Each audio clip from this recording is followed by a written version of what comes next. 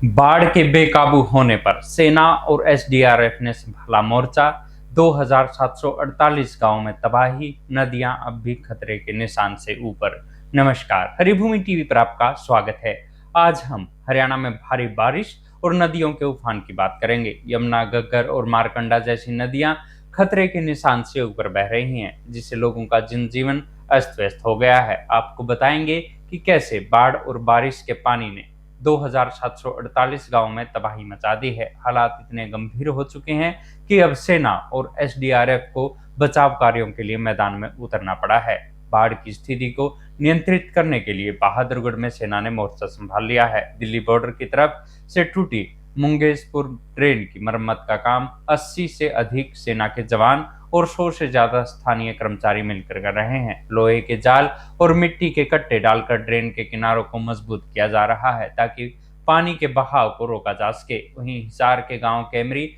और मंगवाब के बीच टूटी ड्रेन का बांध बनाने के लिए एसडीआरएफ की टीम पहुंच गई है। ये टीमें उन इलाकों में काम कर रही है जहां जलस्तर सबसे ज्यादा है, आम लोगों तक पहुंचना मुश्किल हो रहा है। वहीं मुख्यमंत्री नायब सिंह सैनी आज कुरुक्षेत्र के बाढ़ प्रभावित इलाकों का दौरा कर रहे हैं। वे पेहोवा, झांसा, शाहबाद और लाडवा में जल भराव की स्थिति का जायजा लेंगे और पीड़ित परिवारों से मिलकर उनकी समस्याएं सुनेंगे। इसी तरह हिसार में सांसद कुमारी शैलजा ने मंत्री रणजीत गंगवा के गांव गंगवा में जल भराव का जायजा लिया। उन्होंने ग्रामीणों की परेशानियों को सुना, जिन्होंने बताया कि उनके घरों में पानी भर गया है और उन्हें भोजन और अन्य आवश्यक सामान की कमी का सामना करना पड़ रहा है। ये दौरा राजनीतिक प्रतिनिधियों द्वारा बाढ़ से प्रभावित लोगों तक पहुंचने और उन्हें ढांढस बंधाने की कोशिश है। और दूसरी ओर हरियाणा की प्रमुख नदियां अभी भी खतरे के निशान से ऊपर बह रही हैं, जिससे स्थिति चिंताजनक बनी हुई है। फरीदाबाद में यमुना नदी